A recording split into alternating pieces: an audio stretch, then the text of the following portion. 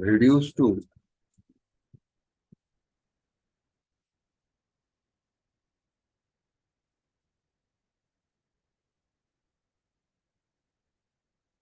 Claret's form।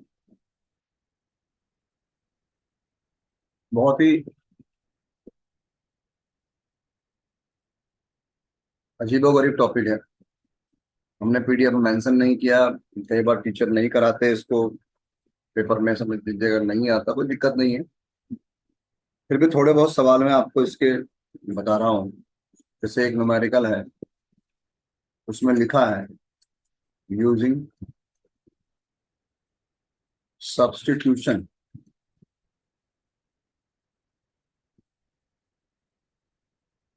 X square is equal to u and y square is equal to v and solve the a x y p square plus x square minus A Y square minus b p minus x y. ये तो वो कह रहा है कि इसका use करके आप इसको सॉल्व करें। तो सॉल्यूशन नॉर्मली बहुत ही अलग टाइप का हो गया इसका। अगर एक्स स्क्वायर की हम बात कर रहे हैं तो यहाँ पर हम समझ के चलें, अगर हम कहें इफ इक्वेशन है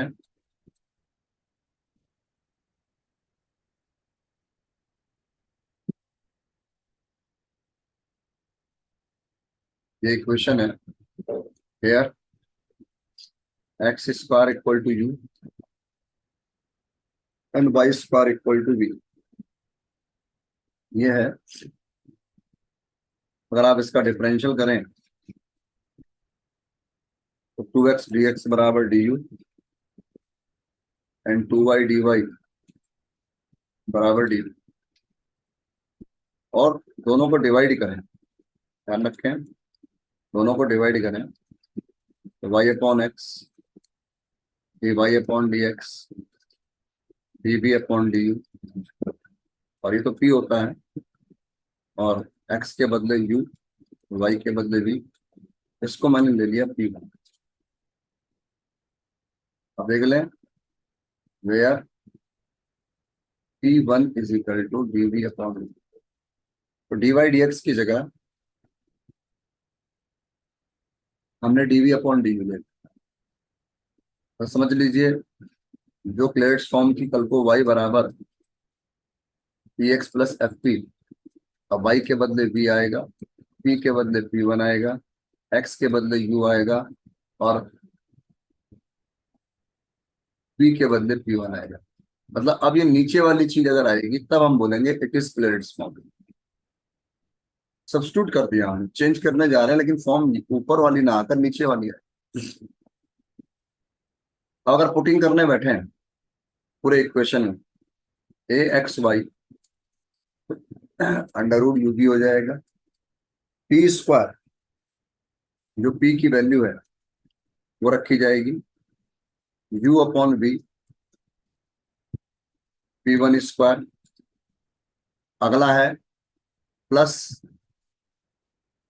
एक्स स्क्वायर माइनस ए वाई स्क्वायर माइनस बी, और पी की वैल्यू है under root U V and P one, फिर है माइनस का एक्स वाई।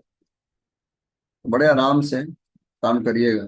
सबसे पहले पूरी इक्वेशन में से अंडर रूट यू कॉमन ले लीजिए,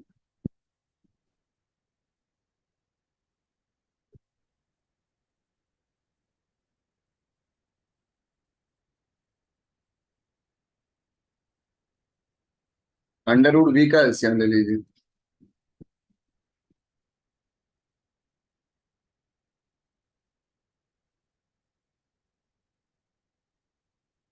अब क्या करिए समझ लीजिए, वी ने जगह ले ली वाई की और यू ने जगह ले ली एक्स की। ये नीचे वाले फॉर्म बनाने तो पहले यू को अलग करो,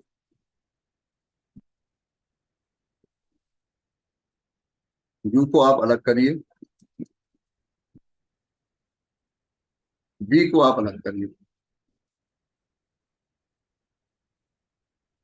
और बाकी कॉलम पर। फिर v इज इक्वल टू लिखिए, बराबर में आएगा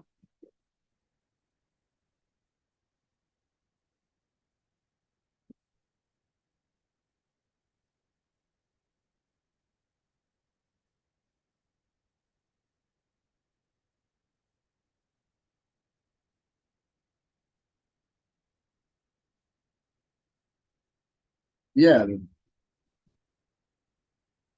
लेट्स फॉर्म थी y is equal to p x plus f p. तो मैंने क्या कहा, y की जगह v ने ले ली, p की जगह p1 ने ले ली, x की जगह u ने ले ली और p1। और देख लो बिल्कुल यही फॉर्म है यहाँ पर। आप लिखोगे इट इज क्लेरेट्स फॉर्म। और क्लेरेट्स फॉर्म जब पता लग जाए तो कांस्टेंट के बदले सी रखते हैं, पुट p1 बराबर सी, देन आपकी वैल्यू आएगी v बराबर C U minus B C A C plus one. और बाद में v की और u की जो भी वैल्यू है आपके पास वो ये है, दैट्स ऑल। देखो ये है रिड्यूस टू प्लेलेट्स। बहुत टिपिकल पड़ता है, अगर काम करने बैठे हैं तो काफी टिपिकल पड़ता है, इस बात का ध्यान रखें। ऐसा ही एक क्वेश्चन मैं आपको अगर और दे दूं, न्यूमेरिकल है x y p square minus x square minus y square minus one p plus x y. ये न्यूमेरिकल है। एक न्यूमेरिकल आपको मैं दे दूं, y is equal to p x plus p upon x, या इसे मॉडिफाई कर लें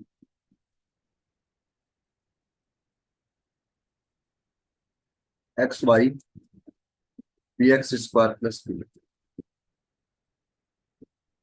एक न्यूमेरिकल आपको दे दूं, y is equal to two p x y square p q. एक न्यूमेरिकल आपको दे दूं e की power 3x p minus one plus p cube e की power 2y is equal to 0। बहुत है न्यूमेरिकल, काफी है। या चलो एक न्यूमेरिकल और दे दूं, x square y minus p x is equal to p square Y.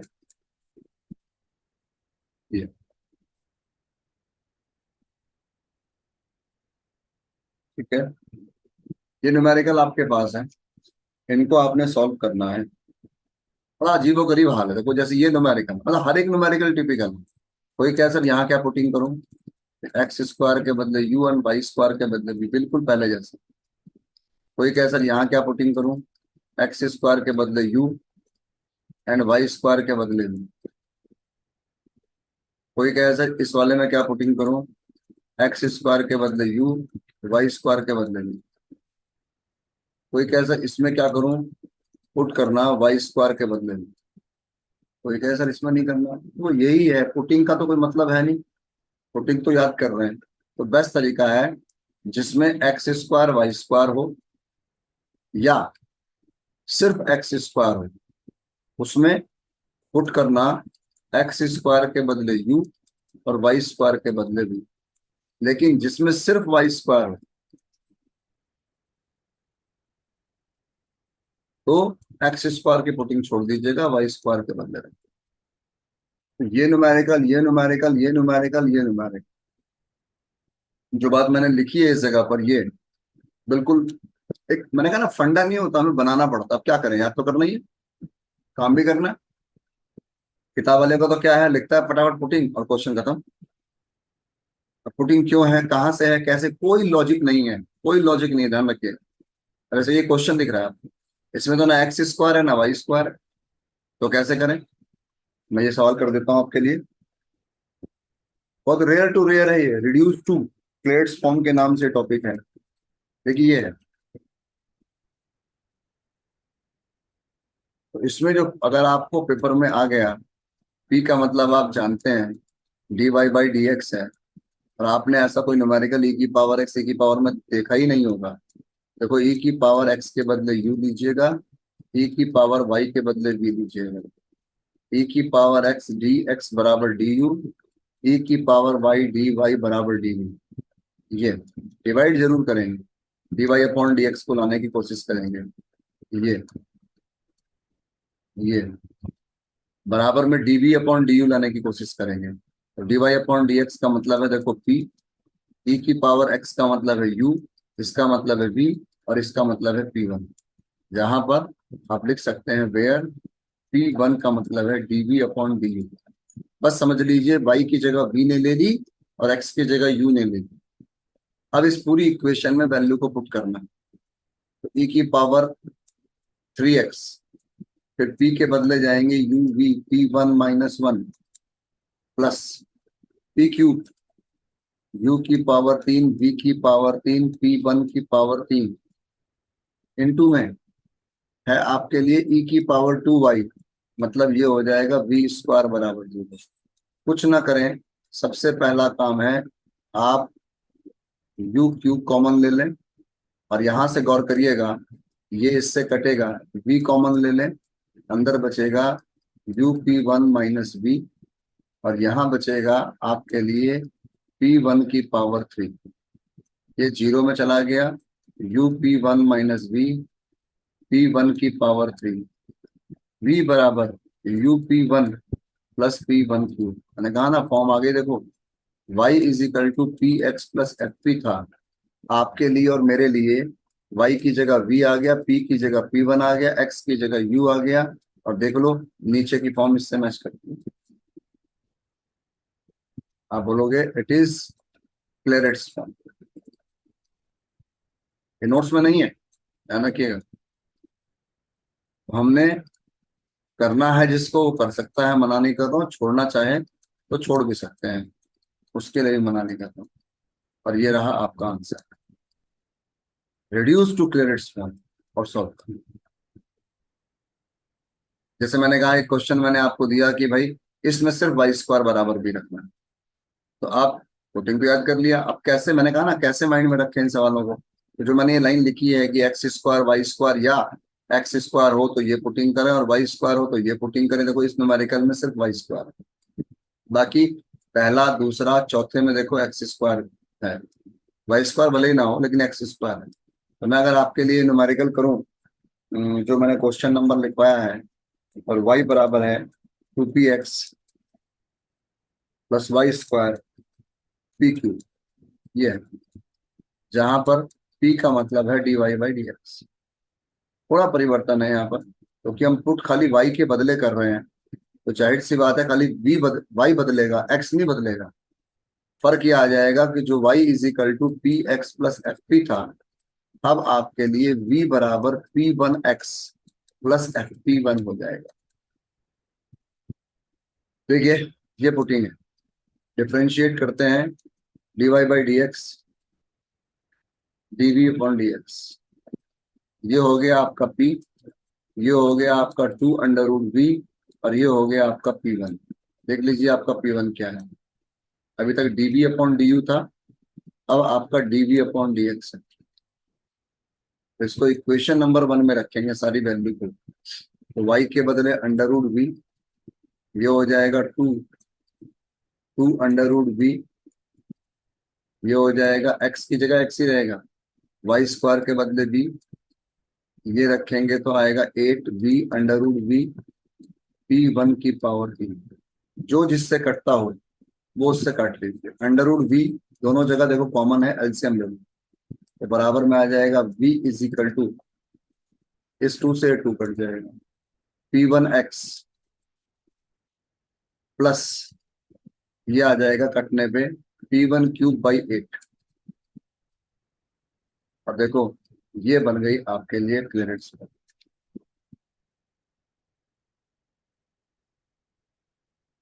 बस v की जगह y की जगह v आ गई, और आपको पुट करना है p1 is equal to c, और फाइनली आपकी वैल्यू आ जाएगी C X plus C cube by 8, और v की वैल्यू लास्ट में रख दीजिए। दैट्स ऑल, क्वेश्चन कंप्लीट, ये काम कर दीजिए। कर पाएंगे इन सवालों को? Yes sir. तो देखिए ये एक्स्ट्रा है, यस सर। अगर आप करना चाहें तो करें, छोड़ना चाहें तो छोड़ें, कोई दिक्कत नहीं है ऐसे करने में। लेकिन मेरा बताना फर्ज था।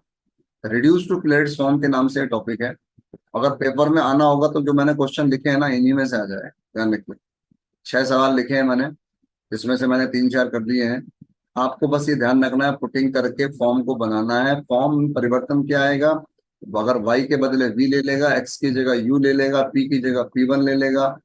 और जैसे एक में वाई स्क्वायर पुटिंग किया है तो एक्स नहीं बदलेगा, वाई के बदले बी आ जाएगा। इस तरह का सवाल है। अगर करना चाहें तो इस क्वेश्चन को भी कर सकते हैं। जो बचे हुए सवाल हैं उनको आप खुद करिएगा तो अभ्यास हो जाएगा। इसको नोट कर लीजिएगा, वीडियो को रोक के अपना अपना नोट करते जाइएगा। जब आप वीडियो देखेंगे तो काम खत्म हो जाएगा। देखिए ऑलमोस्ट ये चैप्टर खत्म हो चुका है। अब हम एक नए टॉपिक की ओर जाने वाले हैं। तो ये डिफरेंशियल इक्वेशन जो देख रहे हो आप, इसका डिग्री तो 1 है, लेकिन ऑर्डर मैनी है। मतलब ऑर्डर 2 हो सकता है, 3 हो सकता है, 4 हो सकता है, 5 हो सकता है। और यहाँ पर जो ये कांस्टेंट दिख रहे हैं, ये वेरिएबल भी हो सकते हैं और कांस्टेंट भी हो सकते हैं। a0 x x का फंक्शन भी हो सकता है, या सिंपल 2 3 4 भी हो सकता है। तो सबसे पहली चीज आती है कि linear differential equation of order n। आपको ये देखो, वही मैंने कहा था, आप में से कईयों को पता होना चाहिए कि जो हमने पहले किया था वो linear differential equation of first order and first degree था। हम बोलते हैं उस चैप्टर में खाली लीनियर डिफरेंशियल इक्वेशन है। इजी पड़ता है बोलना, कौन बोलेगा linear differential equation of first order and first degree, homogeneous differential equation of first order and first degree. लेकिन जब कहीं आप और पढ़े होमोजीनियस, जब कहीं आप और पढ़े लीनियर, तो ये अंतर पता लगे कि वहां और यहाँ में क्या है। वहां पर फर्स्ट ऑर्डर फर्स्ट डिग्री था, यहाँ पर first order, sorry, first degree many order है। मतलब पावर 2, मतलब ऑर्डर जो है वो 2 भी हो सकता है, 3 भी हो सकता है, 4 भी हो सकता है। लेकिन सबसे मेन बात है लीनियर किसे कहते हैं। लीनियर उस डिफरेंशियल इक्वेशन को कहते हैं, जैसे y मैंने कहा ना, y यहाँ पर डिपेंडेंट वेरिएबल, क्योंकि d y upon d x है, और x जो है वो इंडिपेंडेंट वेरिएबल है। तो y और dy, या d2y d3y, इनकी पावर 1 होनी चाहिए, नंबर 1। और आपस में इनका कहीं मल्टीप्लाई ना हो, ऐसी डिफरेंशियल इक्वेशन को इनका आपस में मल्टीप्लाई, या dy का d2y से, d3y का d4y से, या y का d2y से, या y की पावर 2, ये ना हो, 3 4 ऐसा कुछ भी। तो ऐसी डिफरेंशियल इक्वेशन को लीनियर डिफरेंशियल इक्वेशन कहते हैं, जो कि हम पहले डेफिनेशन में पढ़ भी चुके हैं। अगर इक्वल में जीरो है तो उसे हम होमोजीनियस कहते हैं, और इक्वल में अगर जीरो नहीं है तो नॉन होमोजीनियस कहते हैं। इससे हमारी सेहत पे कोई फर्क नहीं पड़ता कि ये जीरो है या नहीं। अब क्लास में मैडम ने आपको ये कराया रॉन्स्किन, जबकि ये टॉपिक आगे जाके 5th सेमेस्टर में भी आता है, लीनियर इंडिपेंडेंट और डिपेंडेंट के नाम। तो देखो क्या सिखाया गया है। अगर मैं बहुत जल्दी में कहूँ, आपको आसान तरीकों में कहूँ, मान लीजिए मुझे y1 y2 गिवन, और मैं पूछूं क्या बताओ कि ये जो है, ये सेट जो है, ये अपने आप में इंडिपेंडेंट है डिपेंडेंट, तो फॉर्मूला ये है।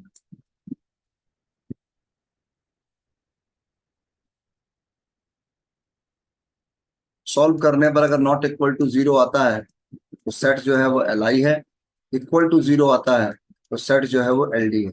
एल डी, एल आई का मतलब है लीनियरली इंडिपेंडेंट,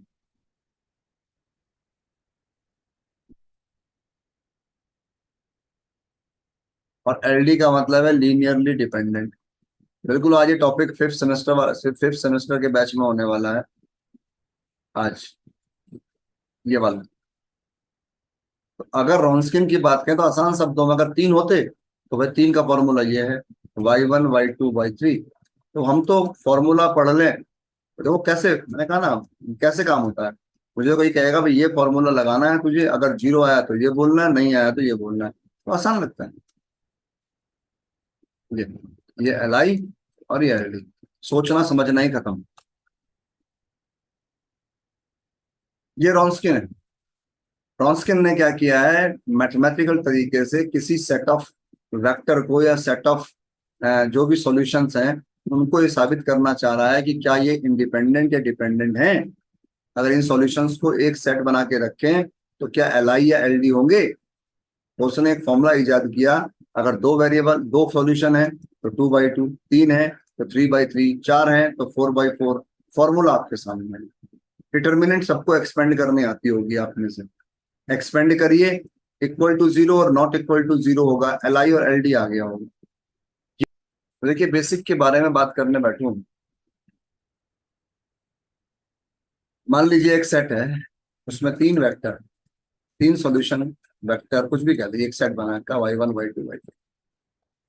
कभी भी वैसे देखें थ्योरेटिकल तो इसको लीनियर कॉम्बिनेशन में रिप्रेजेंट करना है तो हम क्या करते हैं, इन तीनों वेक्टरों को scalar a1 a2 a3 constant है, क्या है हमें नहीं पता, are scalar,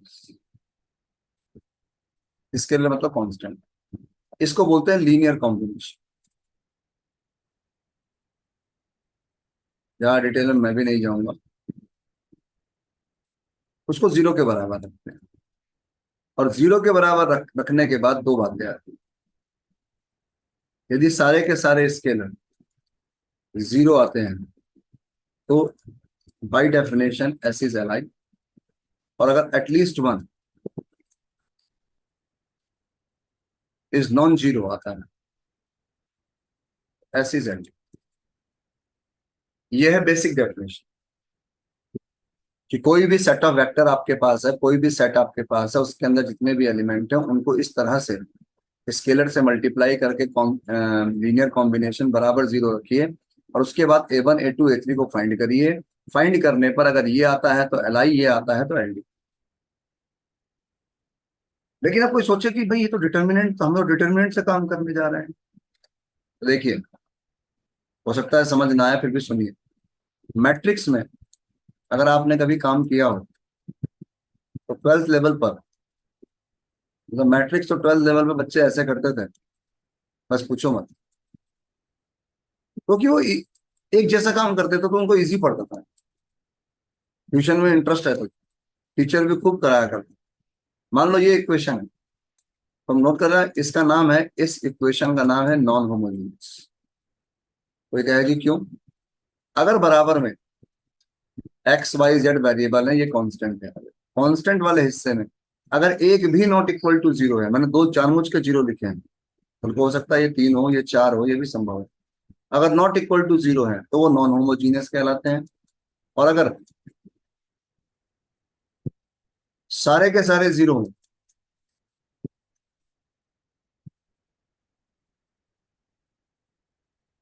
A x is equal to zero, ये होमोजीनियस कहलाता है,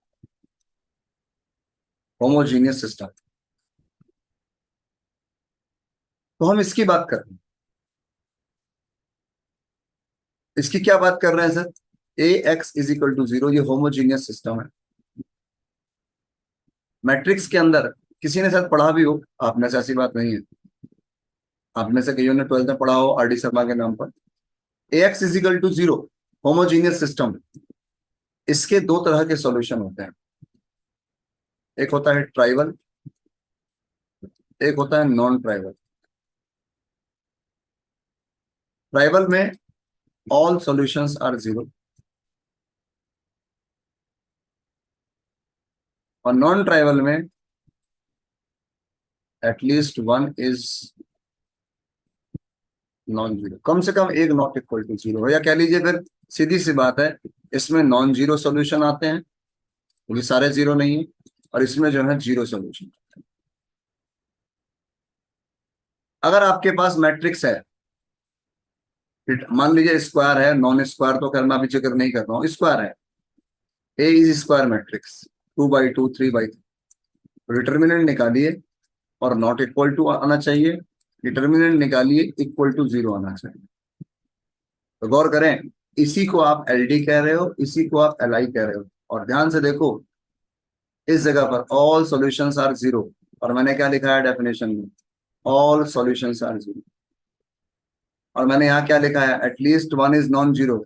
और गौर करो यहाँ क्या लिखा है, at least one is non zero. इसीलिए रॉन्स्किन क्या करता है, आपको बिना बताए एक डिटर्मिनेंट बना लेता है, और नॉट इक्वल टू जीरो आने पर बोलता है एल आई, और इक्वल टू जीरो आने पर बोलता है एल डी। तो बहुत डिटेल में है टॉपिक, अगर और करना चाहेंगे तो और लंबा फैल जाएगा, लेकिन मैं उतना डीप आपको नहीं ले जाऊंगा। लेकिन फिलहाल इतना बुद्धि आप इस्तेमाल कर पाए, इसके लिए मैंने आपको समझाया। वैसे थ्योरेटिकली देखा जाए तो ये डेफिनेशन है कि मेरे पास कोई अगर सेट मौजूद है तो उसको लीनियर कॉम्बिनेशन में जीरो के बराबर लिखें। A1 A2 A3 कैसे फाइंड करेंगे आप, वो आपकी हेडेक है। फाइंड करने पर अगर सभी जीरो आते हैं तो एल आई, और अगर एक भी नॉट इक्वल टू जीरो आता है तो एल डी। ये डेफिनेशन और कॉन्सेप्ट रॉन्स्किन का इस बेस पर है, ट्राइबल और नॉन ट्राइबल। ट्राइबल सॉल्यूशन कब आता है, जब determinant not equal to zero होता है। नॉन ट्राइबल कब आता है, जब डिटर्मिनेंट जीरो होता है। डिटर्मिनेंट जब नॉट इक्वल टू जीरो होता है तो सारे सॉल्यूशन जीरो होंगे, और अगर इक्वल टू जीरो है तो सारे सॉल्यूशन जीरो नहीं होंगे, कम से कम एक नॉट इक्वल टू जीरो होगा। मैथ में इसे बोलते हैं यूनिक सॉल्यूशन, और इसे बोलते हैं इनफाइनाइटली मैनी सॉल्यूशन। तो फिलहाल ऊपरी ऊपरी बात आप ध्यान रखेंगे जितनी मैंने यहाँ आपको समझाई। देखिए अभी मैंने समझाया कि सिस्टम क्या कहता है, ए एक्स बराबर जीरो, ये होमोजीनियस सिस्टम है। अभी थोड़ी देर पहले मैं आपको यही सिखा रहा था, बेसिक जो है वो यही है। इसमें दो तरह के सॉल्यूशन होते हैं, ट्राइबल नॉन ट्राइबल। सारे सॉल्यूशन अगर जीरो आते हैं इसमें, सारे के सारे जीरो नहीं आते हैं। अगर ए स्क्वायर है, मैंने जानबूझ के स्क्वायर लिया क्योंकि नॉन स्क्वायर का हमारे से वास्ता नहीं है, वरना नॉन स्क्वायर भी होता है, उसमें रैंक निकालते हैं। नीचे लिखी है मैंने रैंक। लेकिन अब इतना कुछ सिखाना जरा से टॉपिक के लिए आपको दिक्कत हो जाएगी, तो समझ में भी नहीं आएगा और कोई फायदा भी नहीं। अगर चाहेंगे तो फिफ्थ सेम का जो वीडियो होगा वो मैं भेज दूंगा, वो आप चाहें तो देख सकते हैं। ए स्क्वायर है, आपने करना क्या है, डिटर्मिनेंट निकाला, नॉट इक्वल टू जीरो और इक्वल टू जीरो, ये मैट्रिक्स मेथड। अब हम रॉन्स्किन में क्या करते हैं, रॉन्स्किन में हमें डब्लू दिया होता है, हम लोग कुछ नहीं करते, डायरेक्ट डिटर्मिनेंट बनाते हैं। देखिए उसका प्रोसेस भी यही है कि आप पहले लीनियर कॉम्बिनेशन बनाए, ये बनाए, लेकिन वो डायरेक्ट यहाँ आ जाता है, डिटर्मिनेंट निकालता है। नॉट इक्वल टू जीरो आया तो इस लाइन में चलेगा, इक्वल टू जीरो आया तो इस लाइन में चलेगा। ये लाइन सारे के सारे सॉल्यूशन जीरो देती है, इसका मतलब इंडिपेंडेंट। ये नॉन जीरो देती है, इसका मतलब डिपेंडेंट। तो हमारे जो क्वेश्चन होते हैं उनमें हम लोग जिक्र ही नहीं करते कि नॉट इक्वल टू जीरो पर एल आई का रीजन क्या है। एल आई का रीजन ये है, सारे जीरो,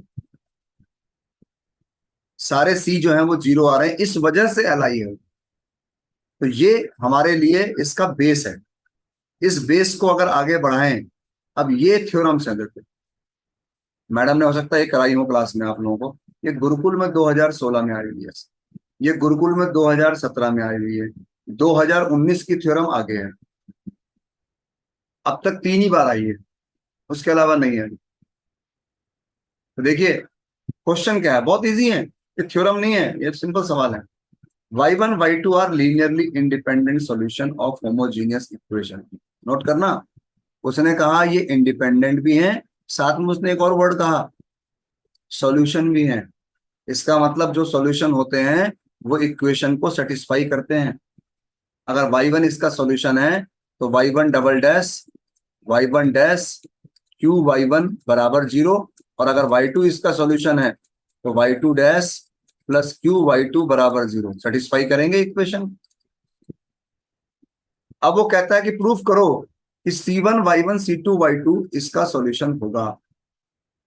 तो कुछ भी नहीं करना आपको, ये पूरी वैल्यू y की जगह रखनी है, रखने के बाद बस आपको सेटिस्फाई करवाना है। अगर जीरो आता है तो ये इसका सॉल्यूशन होगा, और देख लो इससे इजी धरती में और क्या हो सकता है, इससे इजी क्या हो सकता है, कुछ भी तो नहीं।